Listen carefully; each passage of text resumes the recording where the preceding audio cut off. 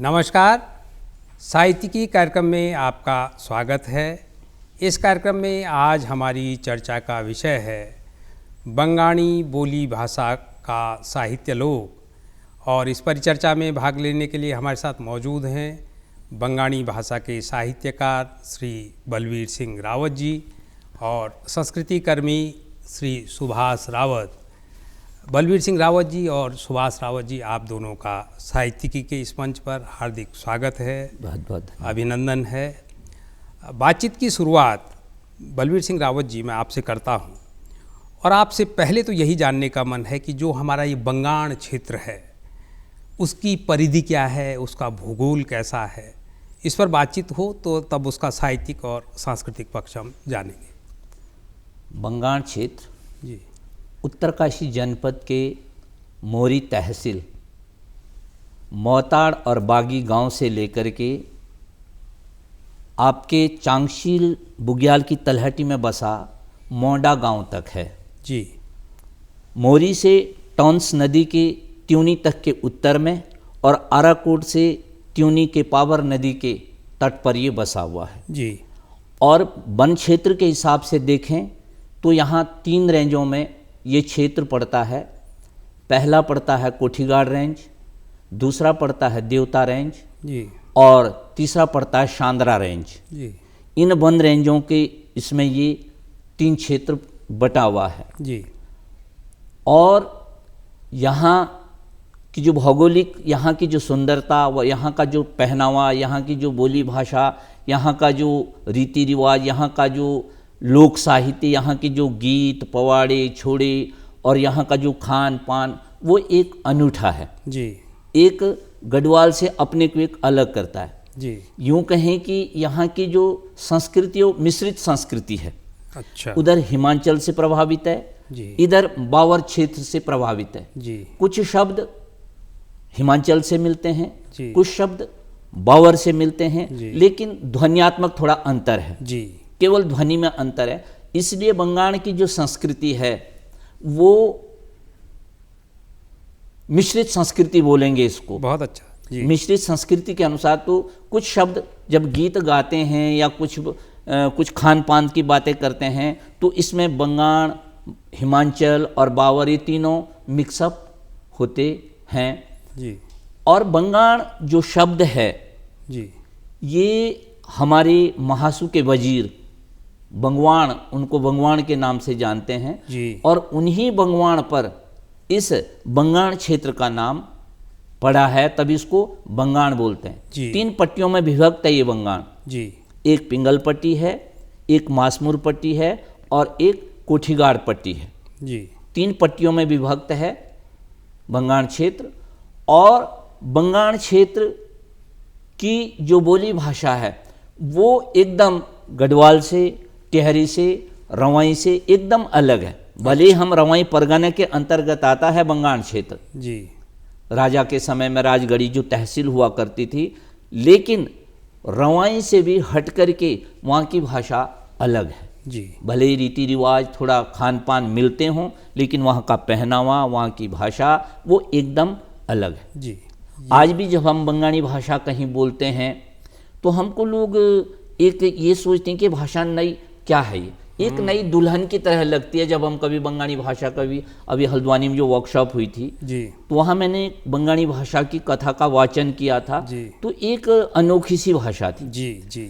श्रीनगर गढ़वाल में एक बार अचलानंद जखमोला जी की ओर से गढ़वाल महासभा ने एक भाषाओं पर एक परिचर्चा करवाई थी, ध्वन्यात्मक। जी। तो वहाँ मैंने बंगाली भाषा में ही मुझे बोलना था। जब मैंने बंगाली भाषा वहाँ बोली तो लोगों को बड़ा आश्चर्य हुआ। लोगों ने कहा अभी तक ये भाषा कहाँ विलुप्त थी, जी। ये कहाँ छुपी हुई थी, जी। यहाँ की भाषा में लोगों ने पीएचडी क्यों नहीं की, जी। ये इतना समृद्ध साहित्य होते हुए जी। इसमें काम क्यों नहीं हुआ। जी। बलवीर सिंह रावत जी, आपके जो शुरुआती वक्तव्य में बंगाणी लोक का पूरा एक वितान हमारे सामने आया है, उसने कई तरह के आकर्षण हमारे अंतस में पैदा कर दिए हैं और उस पर हम अगले बातचीत के क्रम में लगातार बातचीत करेंगे। सुभाष रावत जी, बलवीर रावत जी जिस तरफ संकेत कर रहे हैं कि एकदम अलग भाषा है, एक मौलिक भाषा है, लेकिन क्या वजह है कि उस भाषा को अभी मुझे लगता है कि जो मुख्य धारा की बाकी भाषाएं, अगर हम गढ़वाली, कुमाऊनी, जौनसारी की भी चर्चा करते हैं तो वहाँ तक वो उसका फलक नहीं आ पाता है। शायद बलबीर सिंह रावत जी मेरी बात से इत्तेफाक रखेंगे। दूसरा, उसी से जुड़ा ये कि इस भाषा को बढ़ावा देने के हमने सुना है कि इस दरमियान आपने कुछ नए इनिशिएटिव्स लिए हैं, वो क्या हैं, इस पर बातचीत। हाँ, एक तो ये है कि उसका फलक वैसा नहीं है, क्योंकि जैसा बलबीर जी बता ही रहे हैं कि वो एक बहुत सीमित दायरे में है, एक छोटी जगह में है जी। और मेरे ख्याल है करीब 40 गांव इस भाषा को बोलते हैं, करीब 22,000 लोग इस भाषा को बोलते हैं, 22 से 25,000 के बीच लगभग। और इतने लोगों की ये भाषा है। और मुझे लगता है कि ये सिर्फ बंगाली भाषा की बात नहीं है, और भी कई भाषाएं होंगी जिसे हम बोली भी कह रहे हैं, पर मुझे भाषा कहना पसंद है। उत्तराखंड में ही कई ऐसी होंगी जो बहुत छोटे से एरिया में बोली जा रही होंगी, और जहाँ पर जो पारंपरिक रूप से पठन पाठन की इतनी प्रचलन नहीं रहा, वहाँ से लोग उस तरह से मतलब पीएचडी करने वाले, साहित्य में लिखने वाले नहीं निकले, क्योंकि बंगाल में तो अगर सबसे पहले किसी ने काम किया तो शायद डॉक्टर गोविंद चातक जी ने किया। वहाँ के सारे गीत, सारे कथाएं निकाली उन्होंने और लोगों के सामने लाए, पर वहाँ पर कोई भी, वहाँ से कोई नहीं निकला ऐसा, क्योंकि वहाँ की प्राथमिकताएं कुछ और थी। प्राथमिकताएं मतलब हम बहुत लंबे समय तक कृषि, खेतीबाड़ी और इस सब में रहे, बहुत बाद में हम लोग निकले कि अब बाहर भी निकलना है, नौकरी भी करना है, ये सब करना है। तो इस वजह से वो एक्सपोजर नहीं मिला वहाँ के लोगों को, क्योंकि उनकी भाषा थी और ना उन्हें ये समझ थी कि इसको हम बोल रहे हैं, हम आनंद ले रहे हैं, हम जी रहे हैं इस भाषा को, अब इसमें रिसर्च क्या करना है। ये तो अकादमिशियन, स्कॉलर्स, जब भाषाओं पे काम चल रहा था तो फिर लोगों की नज़र पड़ी कि भाई ये भी एक भाषा है, इस पे काम किया जाए, तो उस तरह से नज़र पड़ी। और अब जो दूसरा हिस्सा है आपका कि आप कह रहे हैं कि कुछ कर रहे हैं जी, तो वो तो बहुत कुछ हो रहा है। मुझे लगता है कि लोक साहित्य, वहाँ के लोग नहीं जागरूक होते कि वो उसको संजोएं, और ये आम तौर पे दुर्भाग्यवश या सौभाग्यवश सिर्फ ये शोधार्थियों का ही विषय है। ये आम आदमी के जन का विषय नहीं रहा कि हमारा क्या लोक साहित्य है। ये शोधार्थी लोग आएंगे, उनको शोध करनी है तो चलो भाई इसमें कर लो, चलो उसमें कर लो, यहाँ की रामलीला पे कर लो, यहाँ के चक्रव्यूह पे कर लो, यहाँ के खेले मेलों पे कर लो, लेकिन ये आम जन की चिंता नहीं रही कभी भी। और जैसे जैसे साहित्य के प्रति लोगों का रुझान, और वो साहित्य मतलब वो मुख्य धारा का साहित्य हो सकता है, तो उनको लगा कि अलग क्या होगा, आपकी शोध अलग क्या होगी, तो भाई अपने गांव की तरफ जाओ, अपने इलाके की तरफ जाओ। तो ऐसे लोक साहित्य की तरफ ध्यान गया और लोगों ने फिर वहाँ पे काम करना शुरू किया। जैसे आप ही की पुस्तक है, आपकी पुस्तक बंगाली भाषा, बंगाल के बारे में पहली पुस्तक बलबीर जी ने लिखी है, तो उससे फिर लोगों का ध्यान जा रहा है। लेकिन मेरा कहना यह है कि आम की चिंता नहीं है साहित्य की तरफ देखना, आम की चिंता तो यह है कि ये बोली जाए और इसको बोला जाना चाहिए। लेकिन अब ये बात भी मुकेश जी पीछे छूट गई है कि बोली जाए। भाई बंगाली क्यों बोलेंगे हम हिंदी ना बोलेंगे, हिंदी क्यों बोलेंगे, हम अंग्रेजी नहीं बोलेंगे। आप बंगाली की बात कर रहे हैं, हमें तो अंग्रेजी माध्यम में पढ़ाना है। तो ये बंगाली का मामला नहीं है, ये सब भाषाओं का मामला है जी। तो ऐसे में क्या किया जाए, उसके लिए कई प्रयास किए गए हैं।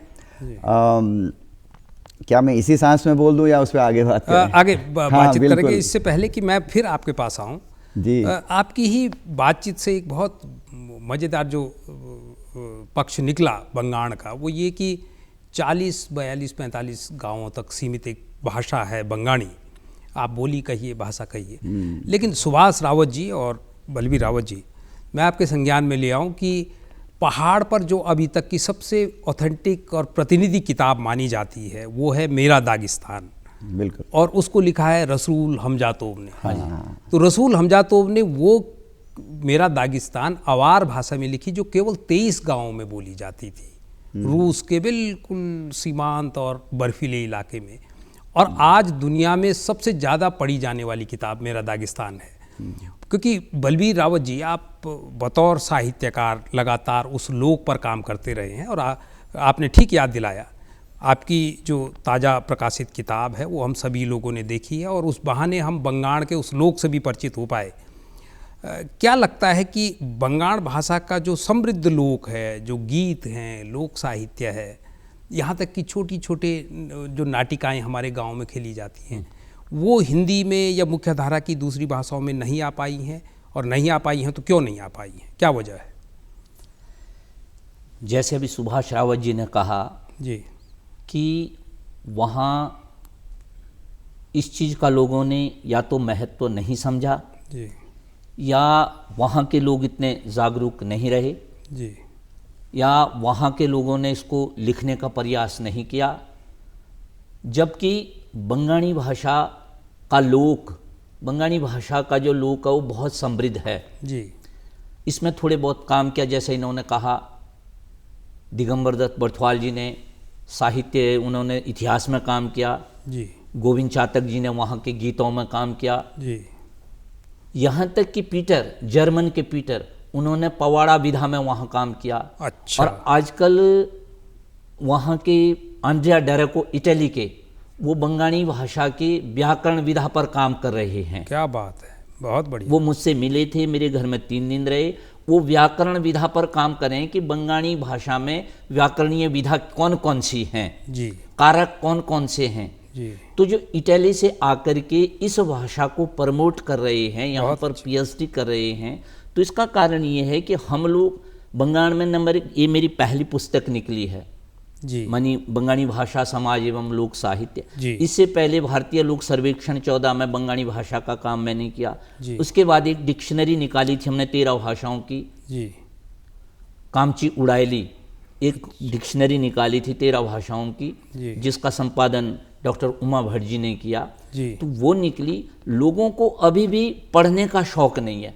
मैं लोगों से कहता हूँ कि किताब लो, मुफ्त में लो, पढ़ो और उस लोक को समझो और लिखो। जी धीरे धीरे से लोगों की समझ में आ रहा है, धीरे धीरे से लोग अपनी भाषा को समझ रहे हैं, क्योंकि 20 साल बाद 30 साल बाद ऐसा होगा कि हमारी भाषा बोलने के लिए हम तरस जाएंगे। बहुत अच्छा। क्योंकि हमारी जो नई पीढ़ी है, सब लोग अपने बच्चों को इंग्लिश की ओर मोड़ रहे हैं, हिंदी की ओर मोड़ रहे हैं, और जो अपनत्व, जो स्नेह, जो लगाव अपनी दुधमुही बोली में है नौटियाली, जी वो शायद कहीं दूसरी भाषा में नहीं है। बिल्कुल। तो मैं तो हर पाठक से ये बोलता हूँ, हर लेखक से ये बोलता हूँ, वो चाहे पौड़ी का हो, चाहे कुमाऊँ का हो, कहीं का भी हो, अपनी भाषा को सबसे ज़्यादा महत्व दो। जी। इस भाषा को लिखो और लोगों को समझाओ, ताकि यदि आज ये है कि लोग नहीं जानते हैं छोड़े पुआड़े, जी। बलवीर सिंह जी की किताब को उठाओ और वो पढ़ करके छोड़े लगाने शुरू कर देते हैं। तो लिखने का मतलब ये होता है कि कम से कम हमारी एक धरोहर तो रहेगी। और हमारे उन पुरोधाओं ने जो छोड़े गाए हैं, पुआड़े गाए हैं, हारूले गाए हैं, गीत गाए हैं, कम से कम एक किताब के माध्यम से संजो के रहेगी। तो एक दिन सुभाष जी भी उसको पढ़ेंगे, चलो यार बलवीर जी इसकी लय बताओ, मैं गाता हूँ। जी या कोई दूसरा व्यक्ति पढ़ेगा कि हाँ यार उस गाने को हम भूल गए, वो छोड़े को भूल गए, जरा किताब को देखिए। बिल्कुल बिल्कुल, दस्तावेजीकरण। हाँ, दस्तावेजीकरण जरूरी है और पाठक होने जरूरी है। जी और पढ़ने, इसको पढ़िए और आप लोग भी इसको लिखिए। जी मेरे कहने का मतलब है कि केवल बलवीर सिंह जी नहीं लिखेगा, सुभाष जी लिखेंगे, और भी बंगाल में बहुत सारे, वहाँ लिटरेसी की कमी नहीं है। जी लिटरेसी बंगाल में बहुत ज़्यादा, मैं आपसे बोलूँ कि 95% लगभग लिटरेसी होगी। हाँ, बहुत सुखद बंगाल में सूचना है। जी लेकिन वहाँ के लोग और परस्पीरियस हैं, अच्छे हैं। आप कभी बंगाल क्षेत्र में जाएंगे, वहाँ की स्वच्छता, वहाँ का खान पान, वहाँ की खूबसूरती, वहाँ का जो नेचर आप देखेंगे, आप बोलेंगे नौटियाली वास्तव में। लेकिन एक ही पक्ष हमारा ऐसा है कि हम अपनी भाषा को क्यों प्रमोट नहीं कर रहे हैं, जी अपनी भाषा को क्यों नहीं बोल रहे हैं। जी बलवीर सिंह रावत जी, ये जो आपकी चिंता है किसी भी भाषाविद की, किसी भी साहित्यकार की, किसी भी जड़ से जुड़े हुए नागरिक की, ये चिंता होना लाजमी है। और आपके साथ जब इस तरह के दूसरे विद्वानों से हम मिलते हैं तो सबका लगभग सबकी चिंता के केंद्र में भाषा है। और 2006 में यूनेस्को ने एक एटलस जो जारी की थी, उसमें उन्होंने बहुत सारी भाषाओं को, जिनमें हिमालयी क्षेत्र की हमारी बहुत सारी भाषाएं हैं, उनको डेंजर जोन में, बल्कि कुछ भाषाओं को तो उन्होंने ये कहा कि अगली पीढ़ी तक भी ये ट्रांसफ़र होगी कि नहीं, कहा नहीं जा सकता। सुभाष रावत जी, बलवीर सिंह रावत जी की चिंता में ही अपनी चिंता जोड़ते हुए मैं ये कहता हूँ कि जब एक भाषा मरती है तो दरअसल पूरी हजारों हजार साल की एक संस्कृति मर जाती है। और मुझे लगता है कि मनुष्यता के लिए इससे बड़ा लॉस, इससे बड़ा नुकसान कोई दूसरा नहीं होता। आप जो बंगाली भाषा को बचाने के लिए जो प्रयोग कर रहे हैं वो किस तरह के हैं और उसके क्या परिणाम हैं? मुझे लगता है उससे एक उम्मीद की किरण जगेगी। इस पर आपकी टिप्पणी। हाँ बिल्कुल, ये सवाल पूछने के लिए शुक्रिया आपका। और इसका जब मैं जवाब दे रहा हूँ तो मैं उन तमाम साथियों को याद कर रहा हूँ जो मिल के काम कर रहे हैं। मैं तो सिर्फ एक प्रतिनिधि हूँ कहना चाहिए। सबसे पहली बात तो ये है कि मेरी भाषा संरक्षण की परिभाषा थोड़ी अलग है। मैं ये गुस्ताखी करूँगा जब हम कह रहे हैं भाषा संरक्षण, तो मुझे लगता है कि भाषा संरक्षण कुछ कुछ हम वैसे करते हैं जैसे भाषा गिरी पड़ी है, छटपटा रही है, धूल चाट रही है, सांस नहीं ले पा रही है, और मैं वीडियो कैमरा लेके आ जाऊं कि भाई क्या है तेरा हाल और क्या है तेरे पास, अच्छा अच्छा तेरे गीत तेरे ये, और ये सब रिकॉर्ड बनाऊं। मेरी चिंता ये है कि अब तेरा तो दम घुट ही रहा है, मैं ले लूं, क्या थी तू, कैसी थी तू। मेरी चिंता ये नहीं है कि उस भाषा की धूल झाड़ूं, उसे थपथपाऊं, उसके अपने पास बैठाऊं, उसके साथ चलूं, उसके साथ जीऊं। बहुत अच्छा। तो बहुत अच्छा। हमारी कोशिश ये है कि हम इसे अजायब घर की चीज़ न बनाएं, इतिहास की चीज़ न बताएं। हालांकि किसी को संजो कर रखना अच्छा है, लेकिन उसको प्रयोग में कैसे लाएं। तो अब हम कह रहे हैं कि भाई फ़ोन बीमारी है, सोशल मीडिया बीमारी है, हमने इसका इस्तेमाल किया। जब मैं हम कह रहा हूँ तो बंगाण, बोंगाण, ओनी, बोंगाणी, ओनी का मतलब होता है और, बोंगाण, ओनी, बोंगाणी एक समूह बन गया है जो पिछले करीब 1.5 साल से मिलके काम कर रहा है। और रोज़ एक शब्द आता है उसके पेज पर, फेसबुक के पेज पर, लोग उसको पढ़ते हैं, उनको बोलते हैं आप वाक्य बनाइए, वो वाक्य बनाने की कोशिश करते हैं। वहाँ पे पहेलियाँ पूछी जा रही हैं, वहाँ पे चित्र भेजे जा रहे हैं कि वो उसके बारे में कुछ लिखें, वहाँ पर लेख लिखने के लिए प्रेरित किया जा रहा है, लोग लिख रहे हैं, अपने अनुभव सुना रहे हैं। तो कहीं एक आध शब्द डाल के उनको कुरेदा जा रहा है कि तुम भी लिखो। अच्छा इसका मतलब क्या होता होगा, अच्छा तुम कुछ अपनी बात लिखो। और ये कोशिश मुकेश जी आपको जान के खुशी होगी कि जो 12-15 महीने पहले शुरू हुई थी कि एक एक शब्द, इतने लोग इसमें जुड़ गए हैं और उनको इतना अच्छा लग रहा है। वो उम्मीद खो दी थी हमने कि, क्योंकि ये तो आसान है कहना कि अपनी भाषा बोलिए, अपनी भाषा बोलिए, लेकिन अंग्रेजी का मोह, हिंदी का मोह, ये सब भी है। लेकिन प्रैक्टिकली क्या कर रहे हैं हम? सिर्फ किताब में कोई नहीं जाएगा भाषा सीखने के लिए। मैं माफ़ी चाहता हूँ ये कहते हुए, किताब में कोई नहीं जाएगा पढ़ने के लिए। प्रायोगिक रूप से क्या हो रहा है? तो हमारा तो नारा है कि लिखा जाएगा तो पढ़ा जाएगा, और पढ़ा जाएगा तो बोला भी जाएगा। क्या बात है। और लिखने का मतलब ही नहीं कि आप साहित्य लिखो, साहित्य बाद में आएगा मुकेश जी। पहले जरा कुछ रोज़मर्रा के शब्दों को वापस याद कर लें जो बिसरा गए हैं हमारे जीवन में, जो खो गए हैं, उनको याद कर, अरे हाँ इसको तो हम ये कहते हैं, अरे हाँ इसको तो ये कहते हैं, अरे तुम्हें भी कुछ याद आ रहा है। सबसे महत्वपूर्ण जो बात हम कर रहे हैं, तमाम लोगों को जोड़ने के बाद, मुझे नहीं पता कि दुनिया के इतिहास में ऐसा कुछ हो रहा है कि नहीं, कि कोई समाज अपनी उस भाषा को जिसे उसने बोलना भी छोड़ दिया है, उस भाषा के शब्द इकट्ठा कर रहा है खुद से और उसको संजो रहा है, उसके महत्व समझ रहा है। और हम बंगाणी जन शब्दकोश बनाने की तरफ बढ़ रहे हैं। जन शब्दकोश ये किसी एक व्यक्ति का नहीं होगा, तमाम लोग, सैकड़ों लोगों को हम जोड़ना चाहते हैं, जिसे जो याद आ रहा है। तो ये हमारा शब्दकोश होगा, जन शब्दकोश, कोई एक राइटर नहीं होगा उसका। तो इस तरह का काम चल रहा है। हमें लगता है कि हम शायद चूक रहे हैं कि सोशल मीडिया या इनका अच्छे के लिए इस्तेमाल कैसे करें। हम YouTube को गलियाते हैं कि उसमें जो है हमारे उत्तराखंड की संस्कृति, गढ़वाल की संस्कृति लोग ठीक से नहीं पेश कर रहे हैं। अरे भाई YouTube तो एक ऐसा विश्वविद्यालय है जहां आप भी कोई पाठ्यक्रम चला सकते हैं। बिल्कुल। आप चलाइए ना अपना पाठ्यक्रम, आप अच्छा डालिए ना उसमें। आप दोषारोपण कर रहे हैं, अच्छा नहीं अच्छा, आप चलाओ ना, आप भी अपना पाठ्यक्रम डालिए। YouTube ऐसा विश्वविद्यालय है जहाँ से आप अपनी पसंद का पाठ्यक्रम लें। तो हम जल्दी ही इस विश्वविद्यालय में भी आएंगे। 26 फरवरी को एक्चुअली एक बैठक भी है और जन शब्दकोश भी आएगा, इस विश्वविद्यालय में भी आएंगे, वहाँ पे भी कुछ करेंगे। और हर जो टेक्नोलॉजिकली जो भी चीज़ें आज हमारे हाथ में, उनका इस्तेमाल करेंगे और इसको प्रायोगिक बनाएंगे। और बहुत मजाक उड़ रहा है, हमें पता है, लोग मजाक उड़ा रहे हैं कि हाँ यार लिखने की चीज़, ये भी कोई लिखने की चीज़ है। बंगाणी तो बोल भी नहीं रहे हैं और आप उल्टी गंगा बहा रहे हैं, आप लिखने की बात कर रहे हैं। पर हम सोच समझ के चल रहे हैं, बड़े धैर्य के साथ चल रहे हैं। ये लंबी यात्रा है जी, लंबी यात्रा है निश्चित तो रूप से। ये कुछ झलके हैं जो हम कर रहे हैं। सुभाष जी, बहुत उम्मीद जगी है कि एक भाषा को लेकर आपकी चिंता और उस चिंता से प्रेरित होकर आपने जो रास्ता चुना, मुझे लगता है ये बहुत प्रायोगिक रास्ता है। और आपसे मुझे एक स्मरण आ रहा है, आजकल ही हमने अखबारों में पढ़ा है कि अमेरिका के एक प्रांत में एक भाषा खो गई थी और वहाँ के प्रांतीय सरकार ने उस भाषा को अपने गजट से हटा दिया, लेकिन 3-4 गांवों के लोगों ने उस भाषा को फिर अपनी नई जनरेशन को, अपनी नई पीढ़ी को बोलना और प्रयोग में लाना शुरू किया। और उसके बाद वो वहाँ के प्रांतीय सरकार के पास गए कि भाई ये भाषा खोई नहीं है, ये भाषा एग्जिस्ट करती है। तो उन्होंने कहा कहाँ एग्जिस्ट करती है। वो जब टीम वहाँ गई तो उनको उस भाषा का वहाँ पर स्कूल खोलना पड़ा। वाह। उसको दर्ज तो वापस किया पर स्कूल खोलना पड़ा। भाषा को लेकर जो आपकी चिंता है, मुझे जब आप अपना तबसरा सुना रहे थे तो मुझे अखबार की वही क्लिपिंग लगातार मेरे दिमाग में चल रही थी। अच्छा ये बिल्कुल ताज़ा खबर है। तो भाषा किसी भी रूप में बचे, लेकिन ये आपने ठीक कहा कि उसका प्रायोगिक पक्ष बहुत महत्वपूर्ण है। बलबीर सिंह रावत जी, साहित्य के आकाश में आप खासकर बंगाण क्षेत्र की जब हम चर्चा करते हैं तो आपका नाम प्रमुखता से लिया जाता है। तो जाहिर सी बात है, डॉक्टर गोविंद चातक की आपने चर्चा की।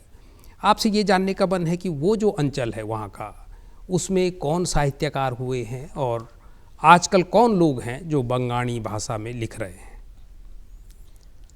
अब साहित्यकार के रूप में मैं किसको कहूँ जी। सबसे पहले एक आपके पिताजी और मेरे बड़े भाई साहब स्वर्गीय श्री सुरेंद्र रावत सुराहा जी ने एक आरती लिखी थी सबसे पहले। अच्छा। महासू पर आरती लिखी थी बंगाणी में जी। उन्हीं को ही मैं ये बोलता हूँ। उसके बाद तो बंगाणी भाषा में लिखने का प्रयास किसी ने किया ही नहीं। सुभाष जी भी लिखते थे, बीच में कुछ शब्द लिखते थे, शब्दों को संग्रहित करते थे, लेकिन वो उसमें नहीं आ पाया जी। और बाकी तो मेरी जहन में नहीं है कि अभी तक बंगाणी लोक साहित्य को किसी ने एक लिपिबद्ध किया हो या लिखा हो जी। मुझे लगता नहीं है, या ना मैंने पढ़ी है वो किताबें। हाँ, साहित्यकारों की पढ़ी है कि बंगाण की उसमें झलक है। गोविंद चातक जी के गीत संग्रह बंगाण पर वो मेरे पास बुक है जी। पीटर जी ने लिखा है, या आंड्रे डेरेको जी जो काम कर रहे हैं, ये कर रहे हैं। फिर उसके बाद मैंने थोड़ा सा प्रयास किया जी, बहुत स्तुत्य प्रयास। अगला जो प्रयास मेरा है, अब एक शब्दकोश आजकल छप रहा है बंगाण का, बृहद शब्दकोश, वो त्रिभाषा बंगाण शब्दकोश है। अच्छा। त्रिभाषी बंगाण शब्दकोश, वो इसलिए मैंने त्रिभाषा उसको इसलिए रखा। कौन कौन सी भाषाएं हैं उसमें? हिंदी, बंगाणी और अंग्रेजी। अच्छा। वो तीनों भाषाएं, पहले बंगाणी शब्द होगा, उसका हिंदी रूप होगा, फिर उसका इंग्लिश रूप होगा, फिर उस शब्द का ट्रांसलेशन होगा। अच्छा। बंगाणी में, हिंदी में और अंग्रेजी में। वो इसलिए मेरा उद्देश्य था कि लोग आजकल, आप कुछ भी बोलिए, अंग्रेजी की तरफ लोग अट्रैक्टिव ज़्यादा हो ही रहे हैं निश्चित रूप से। तो इसलिए उसको जो घरेलू माता होगी, घरेलू जो हमारी हाउस वाइफ होगी, जो काम करती हैं, नौकरी पेशा नहीं करती हैं घर में, वो भी उसको पढ़ेंगी जी। कि तवे के लिए आमा तो बोलीन, हिंदी दिए जो बोलीन, अंग्रेजी दिए जो बोलीन, घास ख्यामा घास बोलीन, अंग्रेजी दे जो बोलीन, तो भी सीखेंगे उससे। मेरा मतलब ये था। और अपने बच्चों, हो सकता है इसको पढ़ने में वो बोर फील हों, जो मैंने बंगाणी भाषा एवं लोक साहित्य पुस्तक लिखी, इसमें छोड़े हैं, पुआड़े हैं, लामण हैं, बाजू हैं, वहाँ का खान पान है, वस्त्र आदि है, आभूषण आदि है, शब्दावली, बहुत सारी चीज़ें इसके अंदर है। हो सकता है उनको इसके पढ़ने का समय ना हो या कठिन, लेकिन जब वो देखेंगे हाँ यार अंग्रेजी की भी इसमें वर्ड्स हैं, अंग्रेजी भी है, हिंदी भी है और वो भी है, तो मेरी वो डिक्शनरी शायद मई जून तक पब्लिश हो जाएगी। आजकल उसकी छपाई चल रही है। बहुत अच्छा। और सुभाष जी भी जो काम कर रहे हैं वो भी सराहनीय है जी, उसको भी नकारा नहीं जा सकता। बंगाणी बंगाणी जो इन्होंने एक मुहिम चला रखी है सोशल मीडिया के माध्यम से, बहुत अच्छी बात है और बड़ा अच्छा काम कर रहे हैं। तो मैं तो यही कहूँगा कि तो मैंने सुभाष जी को चिंता करते हुए देखा बंगाणी भाषा में, कि तो इनके फादर ने लिखी थी वो आरती, कि तो अब ये जो बाहर से लोग साहित्यकार आ रहे हैं, जिनको साहित्य की पीड़ा है, जिनको भाषा की पीड़ा है, जिनको भाषा की चिंता है, उन्होंने लिखा है। फिर हमने एक मुहिम की, क्योंकि जब भी हम कहीं जाते थे, आप जौनसार के हैं, मैं कहता था नहीं मैं बंगाण का हूँ, ये बंगाण कहाँ पड़ता है, फिर घूम के आना पड़ता था उत्तरकाशी डिस्ट्रिक्ट, फिर आराकोट का नाम लेना पड़ता था, क्योंकि अस्कोट और आराकोट फेमस जगह है वहाँ। मैं अच्छा आप आराकोट बंगाण के हैं, तो कुछ वहाँ लिखते हैं लोग वहाँ की भाषा कैसी है। जी तो मुझे बड़ा कर्स होता था एक प्रकार से, अपने में बड़ा ये लगता था। मैंने कहा नहीं यार, इसमें काम किया जाए। जी बल्कि जब हम दो बैठते थे, कभी सुभाष जी, हम दोनों बचपन के ही दोस्त हैं, जी इनसे भी मैं बोलता था कि भाई ऐसा है, करेंगे कुछ। तो ये भी व्यस्त थे, हम भी व्यस्त थे, कुछ नहीं कर पाए। अब कर रहे हैं तो बहुत इसका अच्छा। रिजल्ट भी मिल रहा है। बहुत अच्छा। बलबीर सिंह रावत जी, आपकी इसी किताब में मैं जब रवाई लोक की कुछ लोक कथाएँ पढ़ रहा था, वो बंगाण लोक की जो कुछ कथाएं मैं पढ़ रहा था, तो वो अपने आप में इतने दुर्लभ और इतने मौलिक बिंब हैं कि उस तरह की कथाएं आपको कहीं और नहीं मिलती हैं। सुभाष रावत जी, जैसे अभी बलबीर सिंह रावत जी ने एक बहुत समृद्ध, हम सभी का मन हो रहा है और जाहिर है हमारे दर्शकों का भी मन करेगा कि वो उस लोक को, इतने समृद्ध लोक को देखने ज़रूर जाएं। वहाँ एक भाषा अगर संकट में है और उसके पास इतना, ये ठीक है कि वो साहित्य के मेन स्ट्रीम में ना आई हो, और लेकिन यूनेस्को ने भी इसको संकटग्रस्त भाषा में रख दिया है। बंगाली संकटग्रस्त भाषा है आज की डेट में, बहुत कम लोग बोलते हैं इसको। जिसको बचाने के लिए हमको प्रयास करने पड़ेंगे, चाहे सोशल मीडिया के माध्यम से, चाहे लिखित दस्तावेजीकरण के माध्यम से। हाँ। वही उसी बलबीर जी, उसी सवाल के साथ मैं सुभाष रावत जी के पास आ रहा था कि जब किसी लोक की का जो साहित्य है वो अंग्रेजी, हिंदी, मेन स्ट्रीम की भाषाओं के माध्यम से दुनिया में फैलता है, तो क्या इसका प्रभाव वहाँ की स्थानीय बोली पर भी पड़ता है? आपको लगता है ऐसा होता है?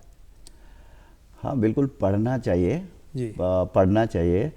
पर बात यह है कि अगर हम जब हम स्कूल में पढ़ रहे थे, कॉलेज में पढ़ रहे थे, तब शर्म आ रही थी हमें 80-90s में बंगाली बोलते हुए। गांव से मौसी आई है, दुकानदार के पास है, बंगाली बोल रही है, हम कहते धीरे से बोलो, है ना, इधर किनारे चलो। ये कह रहे हैं पहाड़ी है, पहाड़ी नहीं है, मैं तो शहर का हूँ, है, मैं आप ही की तरह रहता हूँ। और अब वो शर्म और बढ़ गई है।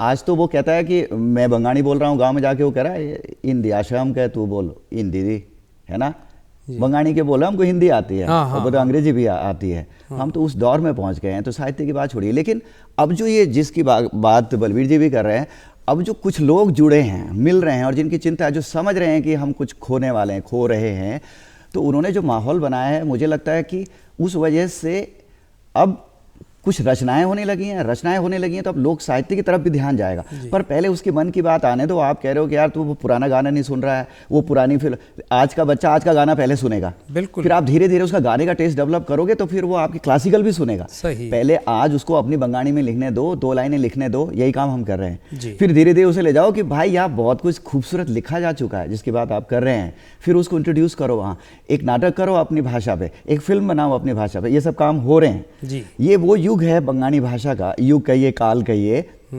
जब काफ़ी कुछ अप्रकाशित साहित्य कुलबुला रहा है, क्योंकि हम वहाँ पे काम करेंगे, लिखो लिखो लिखो लिखो। तो अभी वो पहेली के रूप में 2 लाइन लिख रहा है, अपने अपने मन की बात 2 लाइन लिख रहा है, यहाँ से वो 4 लाइन की कविता लिखने की तरफ बढ़ेगा।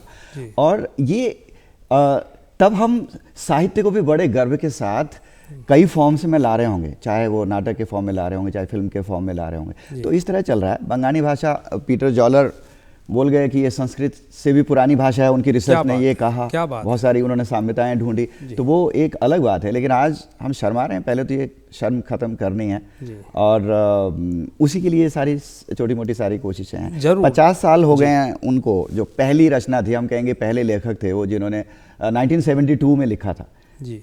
वो अपने वक्त से आगे थे, सुरा जी। और उस 50 साल में मतलब ऑलमोस्ट 40 साल नहीं, अभी या 15-20 साल से कुछ लिखा जाने लगा है।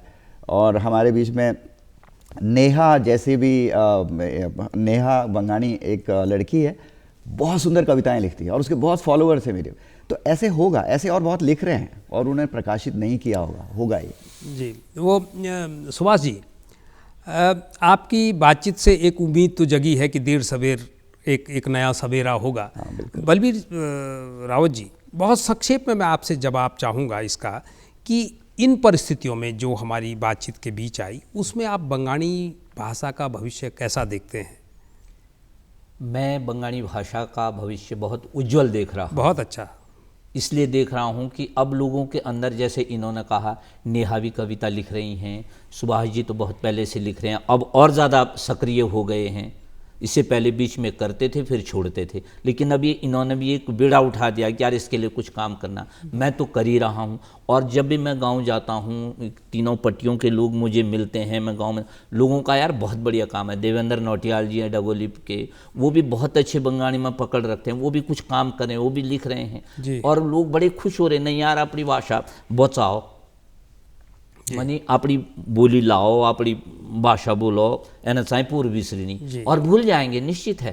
तो अब मेरे को तो सकारात्मक रिजल्ट्स मिल रहे हैं, पॉजिटिव रिजल्ट्स मिल रहे हैं, बंगाल के लोगों के अंदर आ गई है जागृति कि नहीं हमारी भाषा को बचाना है। गिरधा जैसे कुमाऊनी के उद्भट विद्वान कवि जिन्होंने कहाँ पहुंचाया कुमाऊं भाषा को कविता के माध्यम से, क्या बंगाल में ऐसे लोग नहीं पैदा हो सकते? बलबीर सिंह रावत जी, एक अंचल की भाषा पर हमने बात की, बंगाणी भाषा पर, और हम सबको और जाहिर सी बात है हमारे दर्शकों को भी ये आश्चर्यजनक लगा होगा कि एक शानदार और समृद्ध लोक की एक भाषा एक ख़तरे की जद में होने के बावजूद दोबारा से सांसें भर रही हैं, और आप दोनों से बातचीत करके एक उम्मीद जगी है। हम उम्मीद करते हैं कि आने वाले समय में मुख्य धारा के साहित्य में भी हमको बंगाण लोक की कहानियाँ, कविताएँ, गीत पढ़ने को मिलेंगे, और जल्दी बंगाली भाषा शब्दकोश जो है ऑनलाइन भी मिलेगा। बहुत अच्छा, बहुत ऐप अच्छा। भी मिलेगा। जी, हम सब प्रतीक्षा करेंगे और ये बहुत सुखद है। बहरहाल इस विषय पर दुर्लभ विषय था, उसके बावजूद आप दोनों विद्वानों ने, बलबीर सिंह रावत जी और सुभाष रावत जी, आपने अपने विचार रखे और उम्मीद की एक नई लौ जलाई। इसके लिए आप दोनों का बहुत बहुत आभार, शुक्रिया। ये थी हमारी आज की साहित्यिकी। अगली बार किसी नए विषय के साथ कुछ नए मेहमानों को लेकर आपके बीच आएंगे। तब तक के लिए इजाज़त दीजिए। नमस्कार।